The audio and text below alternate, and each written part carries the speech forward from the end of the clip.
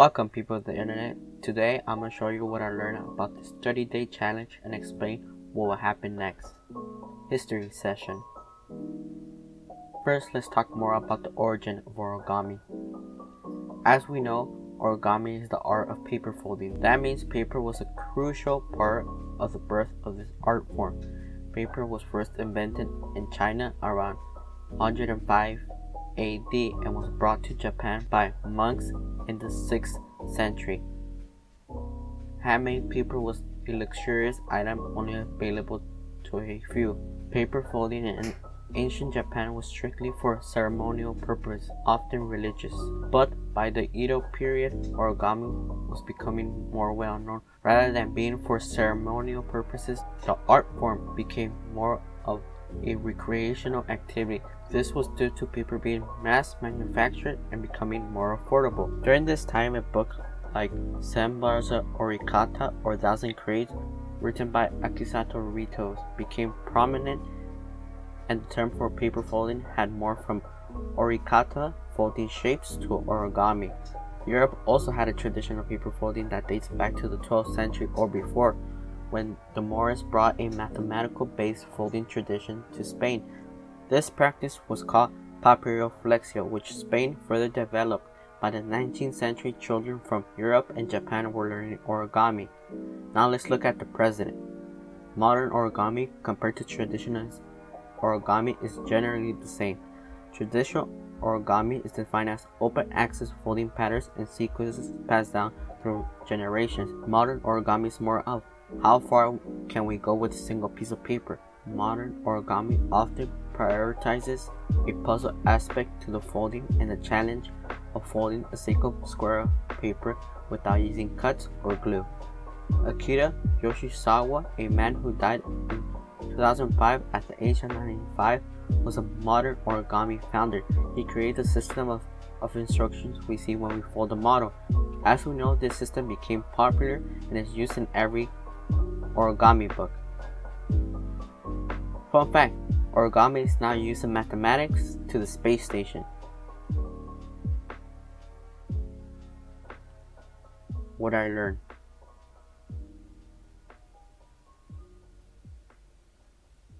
First thing I learned was the fundamental folds and starting bases. The most basic ones are a mounted fold and a valley fold. Like the book says, every fold in origami is either mountain fold or valley fold, or a combination of the two. The ones you should learn are kite base, blitz base, inside reverse fold, outside reverse fold, pleat, crimp, water bomb base, square base, squash fold, pedal fold. After learning some of these basic folds, try looking for a paper model to incorporate a few of these folds. For example, muscle blocks are simple and use the technique of blitz base. If you don't know where to start, I have linked below an article of 1 models to fold. Another beneficial model to learn is the paper crane. Let me show you some of the stuff I folded.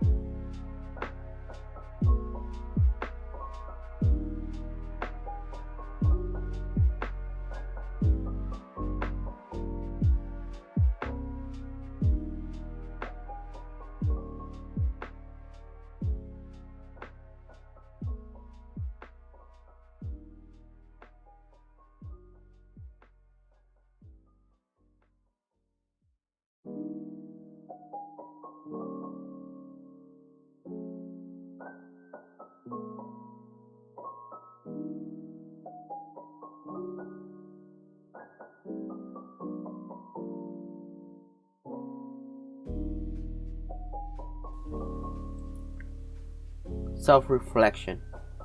What do I think of origami? Well, every time I folded a model, it was fun.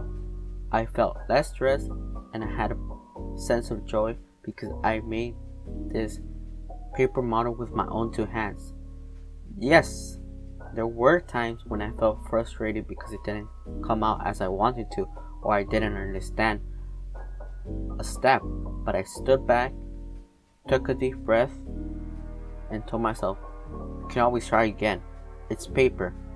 I also learned that I enjoy more modular origami than traditional origami. There's many types of origami out there, so try to pick something.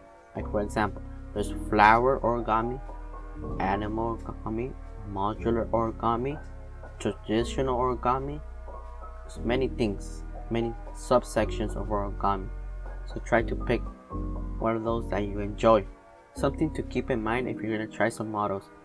Take your time with the folds. It's better to be accurate than fast. A bad foundation is all it takes to make your model come out wrong. Don't worry if it's not perfect. Keep practicing and you'll get better. I had to fold a model 4 times before it was right. And don't skip the final folds. Those final folds are what bring detail to your model. And that's all for this 30-day challenge. Consider subscribing if you want to see more.